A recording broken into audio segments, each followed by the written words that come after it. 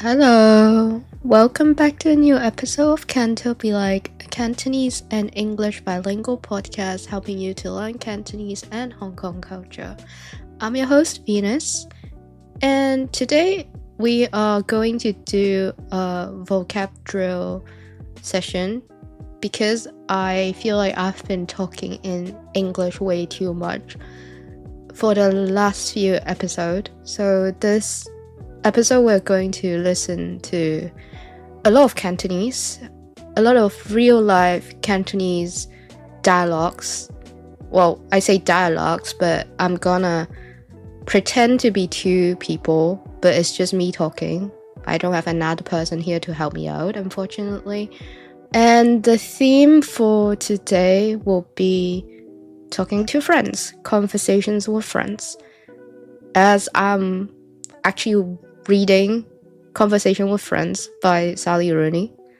And I, as mentioned in the previous episode, am meeting up with a lot of friends from way before and just regular meeting up with friends. And some friends are coming to visit me in town, so it got me thinking about friendships a lot. And some of them are Cantonese, some of them are not from Hong Kong, just bypassing Hong Kong or for some reason relocated to Hong Kong. But they all have some sort of connection to Hong Kong. I talk to them either in English, Cantonese, a mix of both. And I've been synthesizing and thinking about a natural dialogue with a local twist in Cantonese to maybe get you guys learning some essential vocabulary during a hangout with friends and some vocabulary related to the meta of friendships, like the idea of friendship and maybe something more abstract. So without further ado, let's dive right in. So I know I'm talking about friendships, right? So this person I'm meeting, I am friends with them. So how we greet each other is quite standard or specific to the two of us. So there would have been a protocol, so to speak, because we are friends. We know what each others are like with cultural context. However, I do want to give you an idea of what to do when you're first meeting a Cantonese friend, like a local person, like someone who is born and raised in Hong Kong without a lot of exposure to Anglosphere or Western culture. I mean, obviously they're not like ignorant to Western culture because that's the norm in how we interact in the world. However, I don't think they would appreciate if you start with giving them a hug, or even maybe you're a francophone, you come from a francosphere and you give them a French kiss, like a peck on the cheek.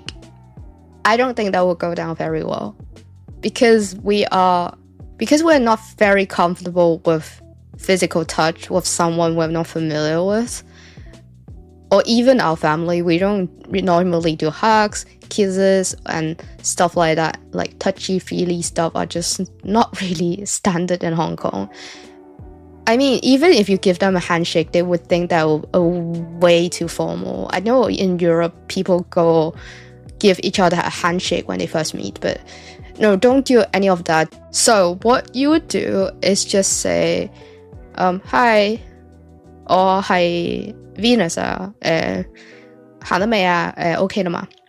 Or like, hi, or hi, Venus, and then you give them a wave, and then you kind of head out of the MTR or head into the restaurant, that kind of stuff. So now I want to imagine you're settled down with this person in the restaurant. And for a friend, it could be from the beginning, you dive right into this kind of questions and conversation. But maybe with the stranger or the person you first met, you need to warm them up a little bit before you get here. But that's for another episode, the back and forth of like warming up and making small chat. Like we can talk about that later. Let me know if that's something that would interest you. Like DM me. I will link my contact down below. But yeah, let's focus on what we would normally say to each other when we are settled down at the restaurant, or we're just like okay to talk and ready to have a proper conversation to catch up. So normally we will just start with how have you been? 喂，你最近點啊？有冇咩新嘢發生啊？ How have you been? Anything new? 你最近點啊？有冇啲咩新嘢發生啊？ And I'm gonna give you a more generic, not with your best friend kind of answer, because that would be specific, you know what I mean? So that I'm going to say something what I would say with maybe an acquaintance or a friend that is not in my inner circle, alright? So I would go something like this. 最近都冇咩點啊，其實都係返工咯，放工之後就可能去做下運動，返屋企睇下書咁樣咯，都冇乜特別，同平時差唔多。咁你呢？你點啊？ So this is quite generic. You literally can borrow what I just said and say that to answer the question. It felt like I said a lot, right? But I didn't tell this person anything specific about me, except they already probably know, since they are my friend, that I like playing sport and I like to read. So I'm doing those things, and that's it. Then I will ask, 咁你呢？你點啊? It's like, how about you? What about you? Then let me give you another version of the question of what this person would say. 我都冇點啊，咪又係好似你咁咯，返工睇下劇咯。喂，你知唔知呢？最近有單好搞笑嘅嘢啊，姜濤呢跌咗落海喎。So this person is like saying, oh, I've just been busy with work and I'm just watching Netflix series, like 追劇啦, like watching drama in general. And then usually to continue with the conversation, Hong Kong people, we are quite gossipy. We are very into the celeb tabloid thing. So we have the tendency to discuss that with our friends over dinner when we are catching up. And I picked an example, which is 姜濤墮海. It's quite funny, but a bit sad at the same time. So basically, 姜濤is this guy from a boy band in Hong Kong. Allegedly, when he was having a night run, he ran into the sea by accident. And people have different stories about the reason why he ended up falling into the sea. And it's like all these conspiracy theories, and even some people changed the Google Map location of the place he fell to 姜濤墮海灣. So it's a bit of a meme like a month or 2 months ago. I just throw that in as like an Easter egg for y'all.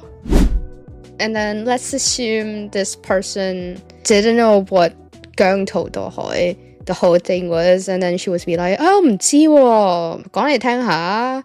Then repeat what I just told you.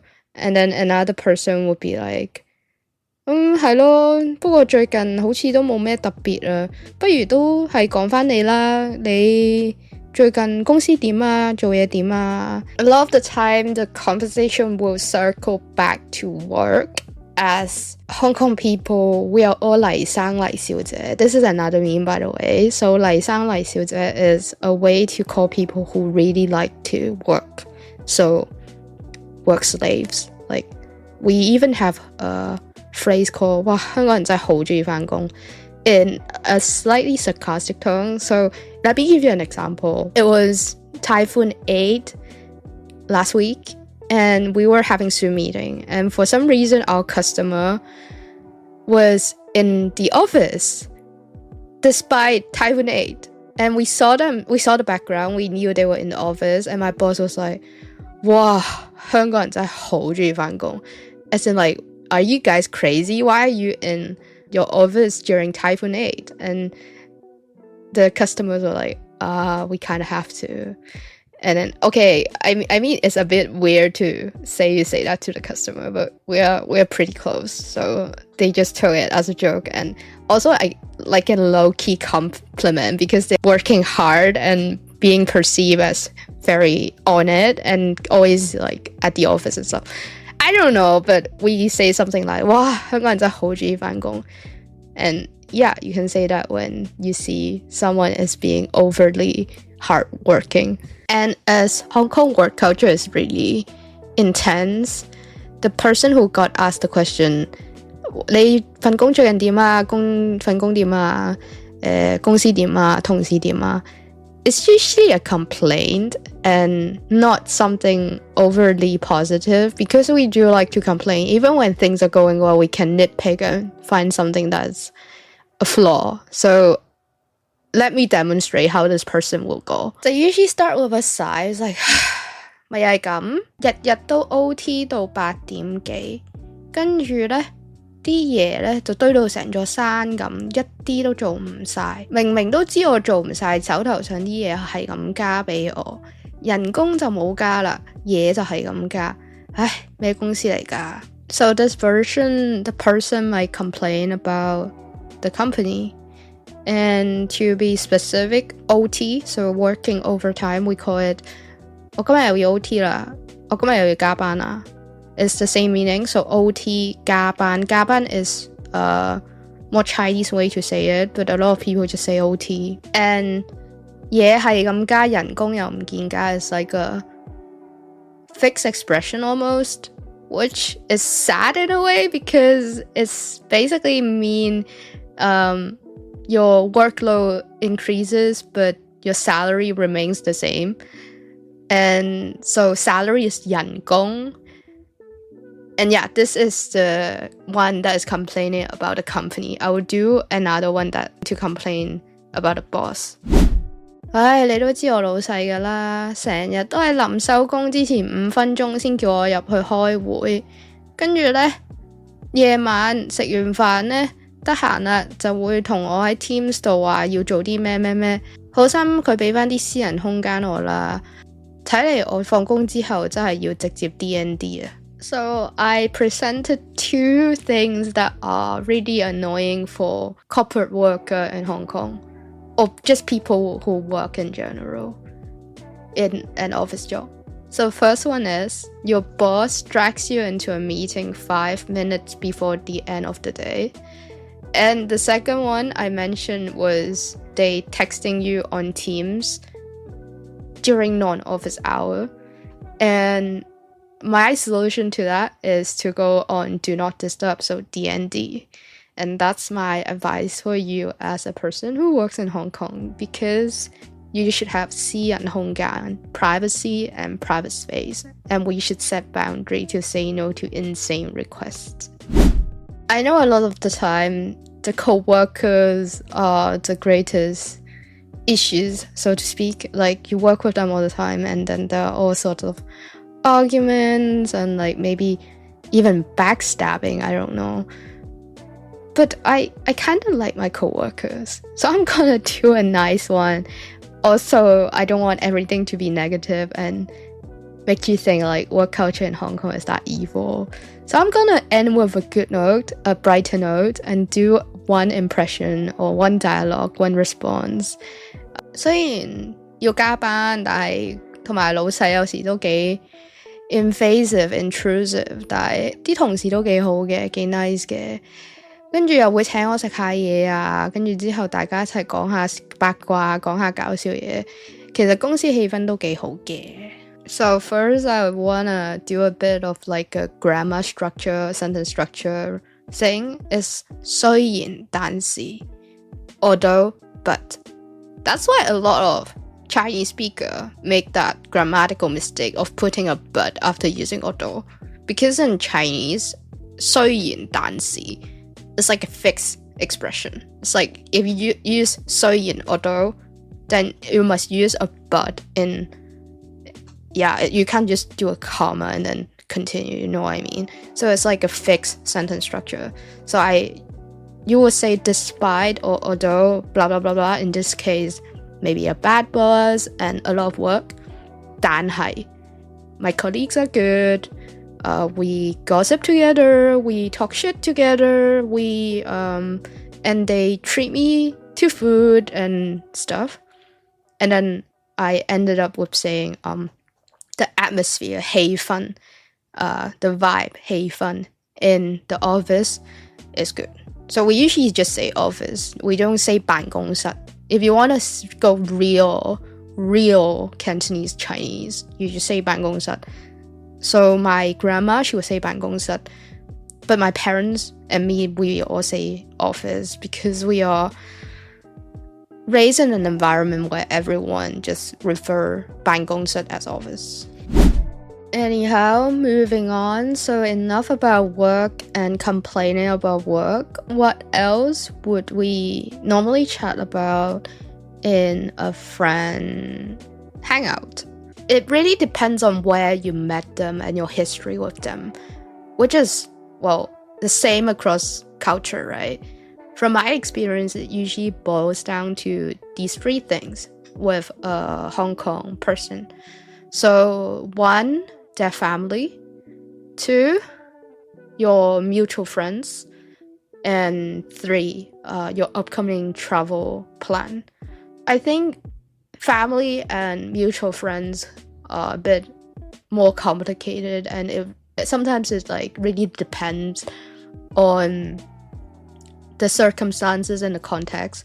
But travel plans are really that one universal thing that keeps get brought up in a friendly conversation. And I think is also very relatable to me right now because I'm almost going on a trip.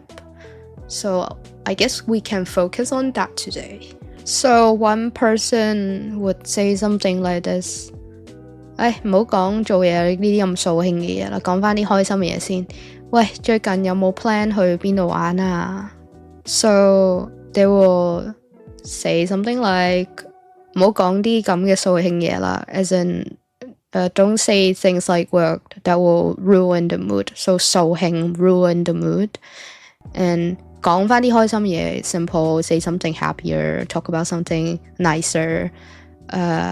最近有冇計劃有冇 plan 去邊度玩啊？ So plan is 計劃。But we usually just say plan. 你有冇 plan 個 trip 啊？之後會去邊啊？你攞咗假去旅行未啊？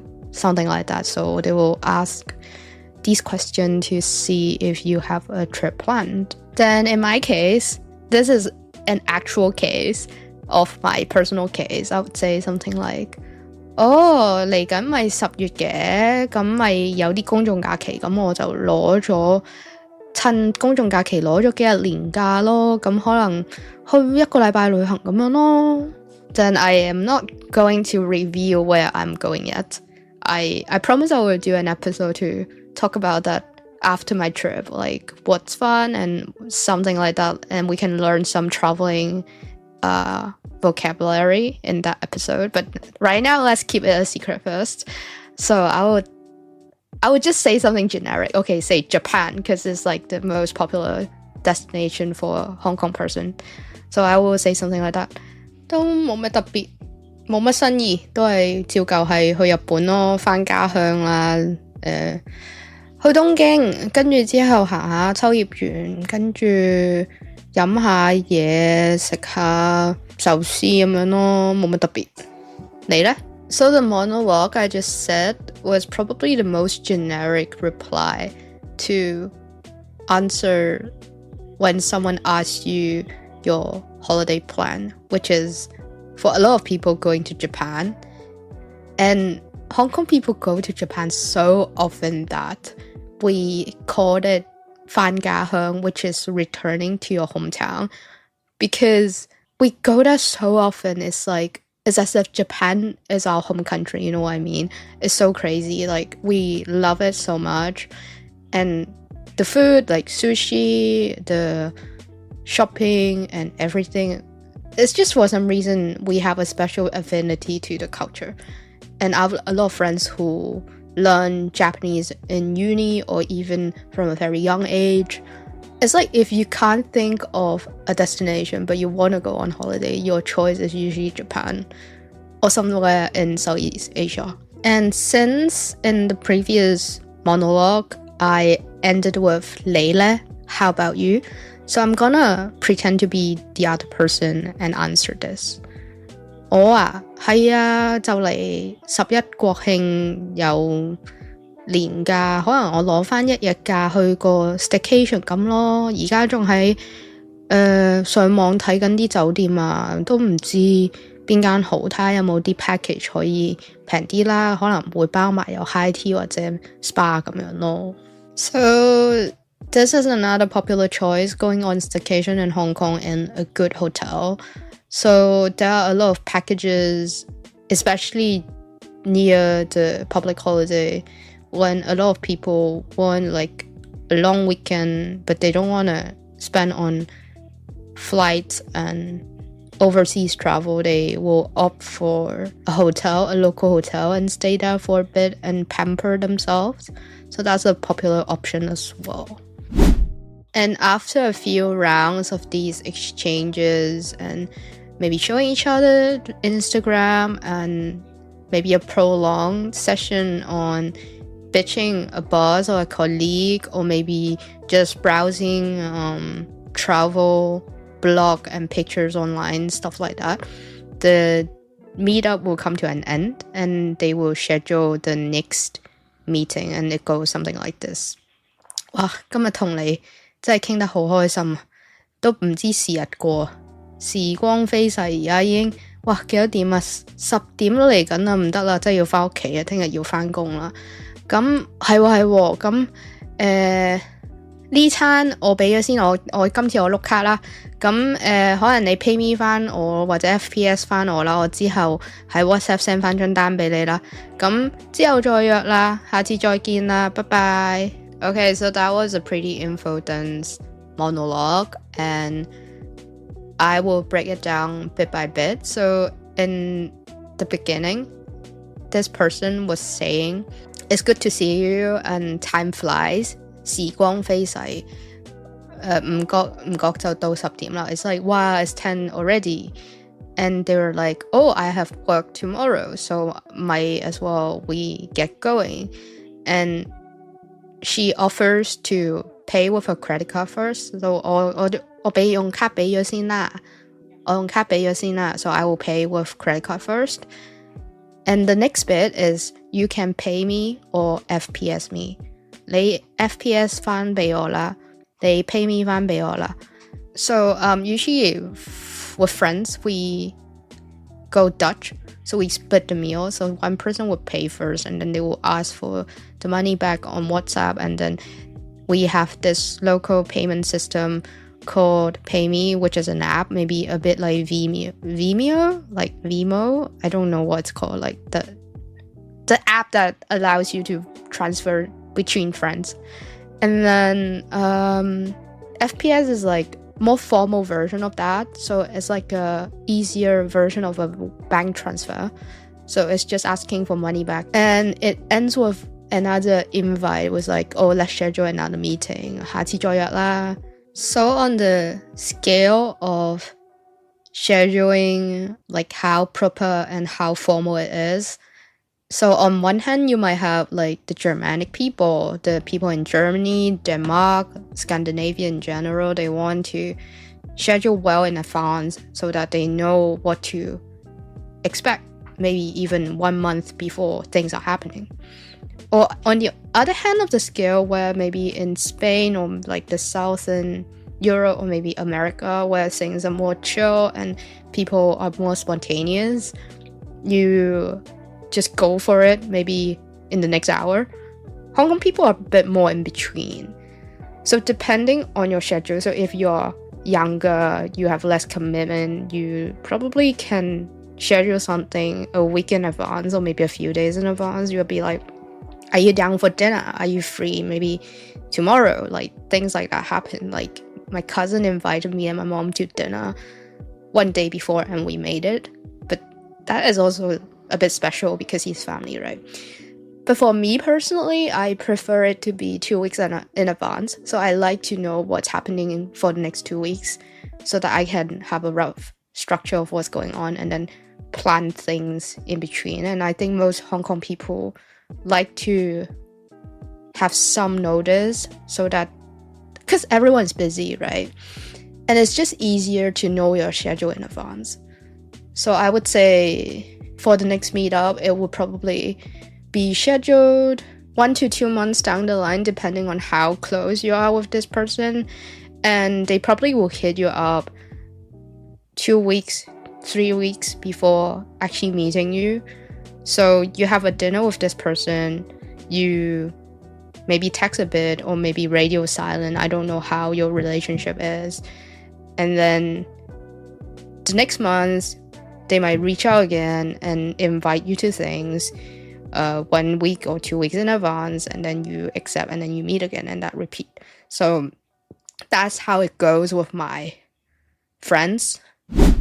So that was it, and I would say this is the kind of typical conversation you'll have with a friend who's not your best friend, but you still enjoy their company, and you're not gonna air your dirty laundry and just vent your lungs out, or maybe get all trauma bonding, or be very deep and philosophical and very intellectual, and you get the idea. This is a generic friendly conversation, but goes beyond like a work conversation or a conversation we will have with a stranger. So you have some sort of rapport with this person, and this is also a conversation I would have with my best friend, but the deeper and more personal things I have left out because that is very specific. But I can teach you how to talk like that in Cantonese as well, and we can do a episode on how to express yourself more in Cantonese, how to be more expressive in Cantonese with emotional words and phrases. And yeah, we can definitely do that. That will be very interesting, and I think especially helpful when you're trying to have a heart-to-heart with your Cantonese family or a friend, or I don't know. So a bit of a self-promotion. As you know, or you might not know, we do have some premium content, which is Hong Kong Dispatch. And I do talk extensively about, in a more personal capacity, about my daily experience and my observation on Hong Kong culture and my personal take on things. So you can check that out. And I do talk even more in Cantonese in those episodes, those premium episodes. And if you are looking for even more authentic and local and personal or purely Cantonese with some English explanation, kind of advanced learning material, or just cultural stuff in general, you can check that out. I've been trying to build up the repertoire of content. We currently only have 3 episodes, so I do understand if you want to wait a bit longer until I build up a catalog of episodes before subscribing. I know it's quite unfair on you guys right now because I don't have capacity to produce 2 episodes per week yet. So I gotta be honest, like, it's not the best deal right now, but maybe further down in the future that could be something to consider. Yeah, I hope this episode has been helpful for you to understand how we talk and how a conversation flows in Cantonese. It's really authentic. I drop in a lot of references that are very recent and very, very how we would usually use in a conversation. So yeah, I hope you enjoyed it, and let me know what would help you in your Cantonese learning journey and learning more about Hong Kong. So DM me. I always love to see a member of the audience reach out to me, and it's always nice. So I think that's it for today, and I will see you next week. Take care. Bye.